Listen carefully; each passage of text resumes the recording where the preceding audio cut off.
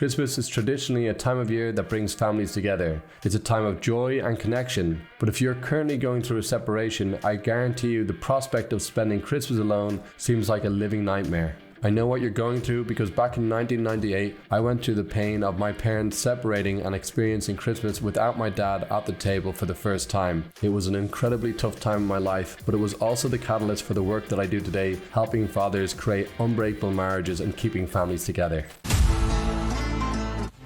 Today I'm going to share with you my survival guide for getting through Christmas, and more importantly, be sure to stick around to the end of this video where I'm going to share with you 6 steps to attract your wife back during a separation so you can ensure that next year you'll be spending Christmas with your family. Step number 1, don't get caught up in the drama. So Christmas can be very emotional, especially when you're separated, and it's really important that you don't let your emotions get the better of you. You'll want to spend time with your kids, but if your wife's got a lot of resentment, she might start playing games, and it's really important that you don't get drawn into them. So if she starts organizing the times and you're noticing you're not getting as much time as you'd like and she's taking all the time around Christmas, take a deep breath. You can still bring it up and tell her that you'd like to spend more time with the kids, but if she starts playing hardball, don't get drawn in. There'll be other times you'll be able to get to spend time with them. Don't give her the satisfaction of you blowing up, because if you do blow up and lose your cool, she'll just see it as a confirmation that separating was a good decision, and you don't want that. Also, don't get hung up on the presents that you're going to be getting the kids for Christmas. There could be a tendency for you or your wife or both of you to try and shower your kids with huge gifts this year to make up for the fact that you guys are separated. Don't do it. Christmas is about spending time together. If your wife's going to go out and get bigger gifts than you're getting the kids, that's on her. Don't fall for it. It's just a tripwire to try and get you to react. Let it go and move on. And finally, when you do get to spend time with your kids this Christmas, don't ask them what mum's doing. This will get back to her and it'll just seem like you're snooping around and will only cause more issues. Instead, focus on having the best quality time you can have with your kids and don't worry about what your wife is doing. Step number 2, ground yourself. Now, you guys are going to absolutely hate me for the advice I'm about to give you here, but it's really important. When you're going through a separation, it's a very emotional time, especially during Christmas. And unfortunately, during Christmas, we tend to overindulge. And one of the things that we overindulge in is alcohol. And when you're going through a separation, alcohol is not going to help you. When you drink, you might feel a little bit better for a moment. You can escape from the worries, but when you wake up the next day, they come back tenfold. So what I recommend to you during Christmas is to cut out alcohol altogether. Now, I know this isn't the advice that you want to hear, and you might even want to jump off this video right now, but from the hundreds of dads that have helped reconcile, this has been really key. You need to ground yourself, and a big part of that is cutting out alcohol, because alcohol will affect your mood the next day. You're more likely to feel anxious and on edge, and you just can't afford that when you're going through a separation. It's really important for you to get off the emotional roller coaster so that you can start taking steady steps on the road to reconciliation. So cut out the alcohol. You'll thank me in January. Once you've cut out the alcohol, make sure you're exercising on a regular basis. Get into the gym or get out into the fresh air and get a good workout in. You're going to feel so much better. It's going to lift your spirits and it will leave you feeling grounded and ready to take on the world. Now, finally, what you want to do is go out and spend some time with your friends. Reconnect with old friends that you haven't had time with and spend time with other family members who you feel really close with. Step number 3, focus on your growth. So it's really important with this additional time that you're going to have during the separation is not just to be sitting around and feeling sorry for yourself. You need to take this time to grow. So you could start a new project that fulfills you. Maybe you're big into cars and you want to start a new project on one of your cars, or maybe you want to give back to the community. Around Christmas time, there's a lot of homeless people that can use the help. Go and do something that's going to fill you up, or picking up a new hobby that's going to get you focused on something else, like playing the guitar. It's a wonderful way to unwind and get you focused on being in your body and grounded. Finally, you can use this time to learn what it takes to create an unbreakable marriage.